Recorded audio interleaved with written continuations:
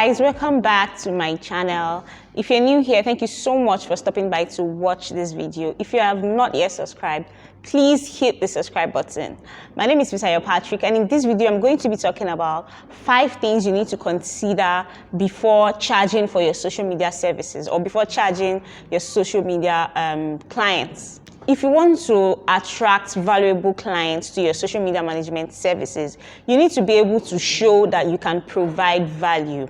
So if you're a social media manager, I expect that your own social media channels should look excellent, should look well thought out, with your content well arranged. Because imagine, how will me as a business owner hand over my company's social media pages to you to manage if what I'm seeing on your own social media channels is not inspiring, doesn't show that you can deliver the job. So you need to look like the results you can provide for any prospective clients, especially in the aspect of social media. So what channels are you also showing up on, and what kind of content are you providing? This is what will bring prospects, people who are willing to pay you for what you are worth.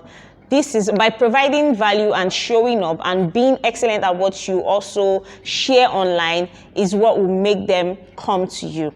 So now that you have prepared yourself for clients, the next thing you need to consider is your pricing strategy. You need to have a structured pricing strategy for your social media services. But in this video, I won't go into the technicalities of having a structured pricing strategy, because I'm going to be honest with you, even I myself, I'm still working on having a structured pricing strategy. But what I can say to you is in these 5 tips that I'm going to share.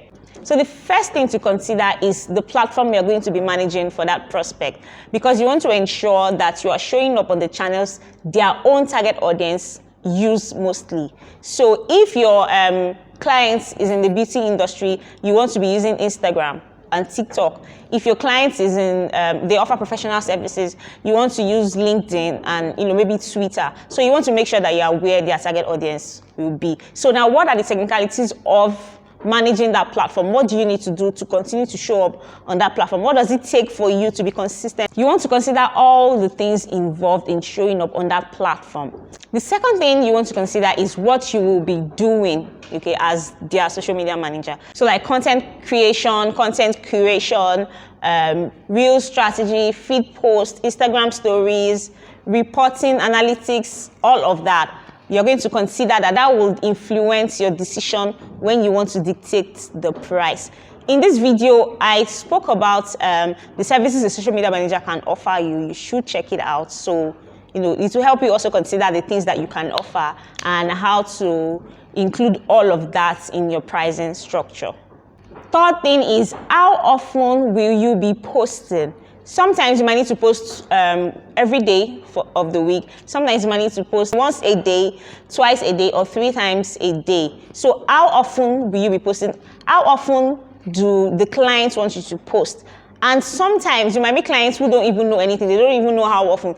They will mostly ask you, how often do you want to post? So think of what works for you and consider that. Put that into mind when you are coming up with your price. So what I do is I post once every day for clients, depending on the kind of business or the kind of structure or the kind of style, whatever the client wants. But I don't do less than that. Once every day, 5 days a week. So if there are maybe public holidays, festive periods, things that we need to celebrate that falls on weekend, I also do that. And when I'm trying to come up with a price, I put that into consideration. Then the next thing is the time range of the service. So so what I do is, whenever I get a social media client, what I do is I'm going to post for 3 months straight. Once every day, Monday to Friday for 3 months. Let's see how it goes.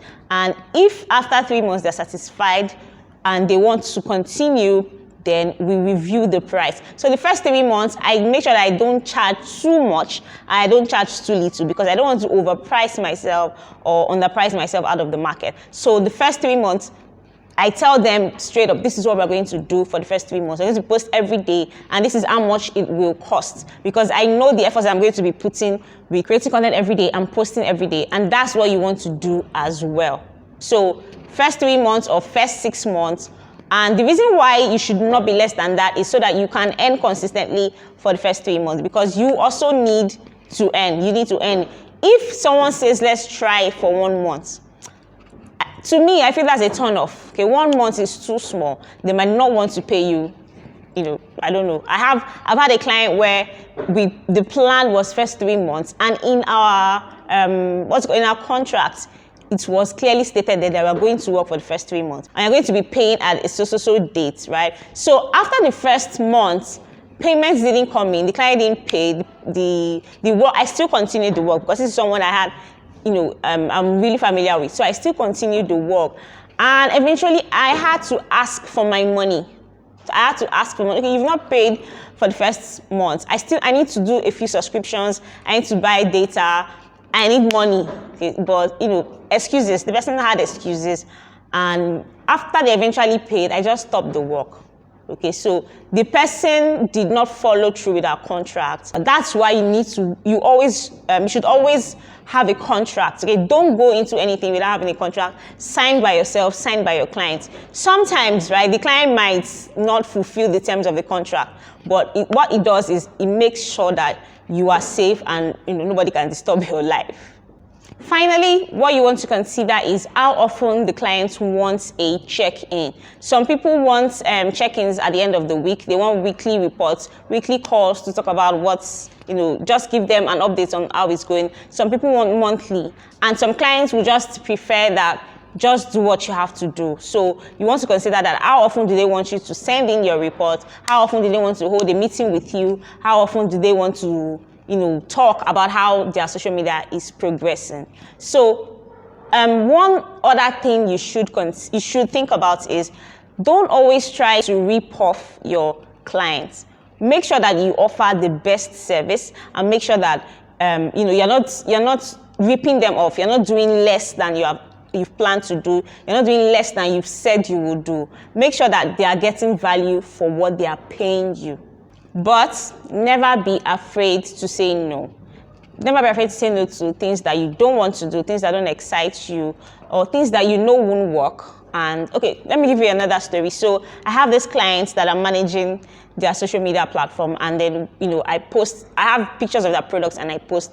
And I also post educational content. I also post pictures of the clients at the office and things like that. But few weeks ago, we had a call, and then the client said that they don't like what I've been posting, that all they want is the pictures of the product. I'm not posting the pictures of the product. And I said, okay, that's not how it works. Okay, we need to build relationships. We can't be selling all the time. We need to build relationships. When people see your picture of you in your workspace, picture of you in doing the things that you are doing in the business, they will comment, they will engage, because they know that there's a person behind the brand. But if we are always posting product pictures all the time, we repel people. The client was still adamant. And the next thing I said was, okay, if you're not satisfied with my services, I can give you a refund and then hand over your page to you. But they didn't like that. Okay, so it was a back and forth between us. And eventually I had to tell them that, you know what, I want to go back to what I'm doing. If you have any opinions, share them with me on WhatsApp. But please don't condemn the work that I do for you. I have experience in this. This is what I do. So that didn't end well, Sha. But thank God I was able to, let them know where I stand, where I stood, that this is what I do, this is what I don't do, this is what I accept, and this is what I don't accept. So I practically told them their limits, okay? But I did not say it in an offensive way. I didn't say it in an annoying way, even though the person found offensive what I said. The point is that I will continue to give value in this service that I am rendering you. I'm giving you value for what you are paying for, okay? So don't be afraid to let people know where you stand, all right?